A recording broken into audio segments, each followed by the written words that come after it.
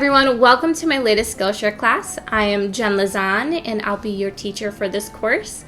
I'm a freelance graphic designer, illustrator, and educator based out of the Midwest, and I run Bella Sophia Creative Studio.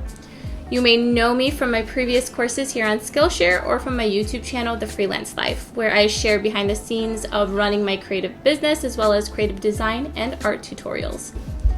In addition to my creative work, I've been teaching as an adjunct professor in higher ed for nearly 10 years.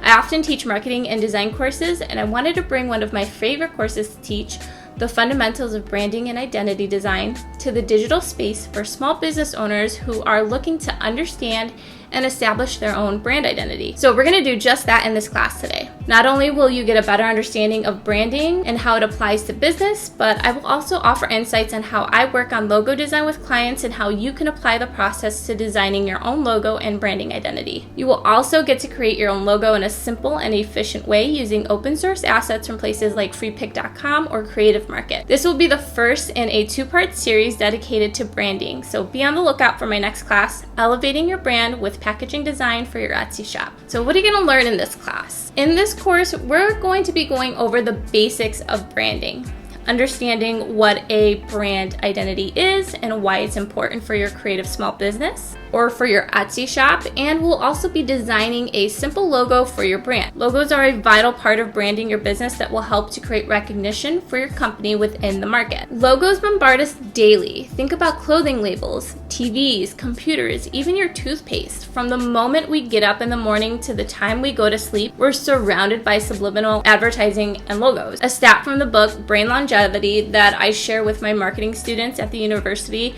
that always blows their minds is that the average American sees 16,000 advertising logos and labels in just one day. Reuters proclaimed in the 90s that mankind has produced more information in the last 30 years than in the previous 5,000. Mind you, that was over 20 years ago, and with the advent and growth of social media, I'm sure that number has increased exponentially. With that being said, since we're producing so much more information than in the past, we're seeing branding and logos that are increasingly similar to one another. This poses a really big problem for companies that are trying to differentiate themselves visually, but then it also creates a really fun opportunity for designers and other creatives to create iconic identities that help businesses stand apart. With the advent of sites like Creative Market, it also offers businesses the opportunity to design branding in a budget-friendly or a DIY kind of way. Personally, as a freelance designer, I don't think these sites are putting designers out of business.